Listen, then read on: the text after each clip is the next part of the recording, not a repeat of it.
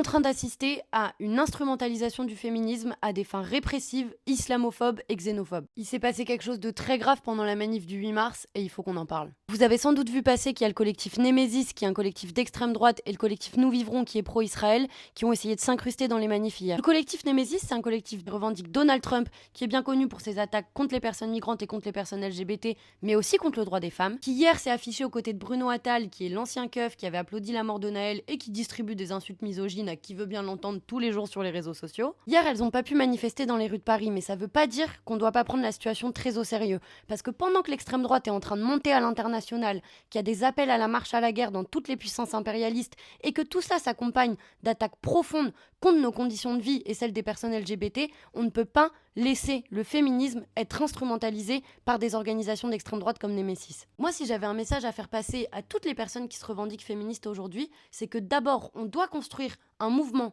contre l'extrême droite en France et le mouvement féministe doit se mettre à l'avant-garde de cette lutte-là. Deuxième chose, c'est qu'on n'a rien à attendre de l'État parce que c'est pas notre allié dans ce combat, c'est un adversaire. Ils ont voulu faire interdire une manifestation féministe parce qu'il y avait des organisations pro-Palestine à l'intérieur. Ils ont matraqué des militantes qui s'opposaient à la montée de l'extrême droite dans la manif du 8 mars et il y a même Bruno Retailleau il y a quelques semaines qui avait félicité Némésis pour leur combat. La réalité, c'est que si on veut mettre fin à la montée de l'extrême droite, à l'autoritarisme, à la marche à la guerre que les classes dominantes elles nous promettent, on doit renouer avec les traditions du féminisme qui sont anti-impérialistes, qui sont révolutionnaires, parce que c'est le seul moyen pour mettre fin à l'oppression patriarcale et à l'ensemble des oppressions dans la société. Perspective, on était des milliers hier à la défendre partout en France avec le collectif du pain et des roses, mais on veut le défendre au quotidien. Alors si vous aussi vous voulez porter un féminisme révolutionnaire tous les jours pour vous opposer à l'extrême droite et à la marche à la guerre, contactez-moi, contactez-nous et organisez-vous.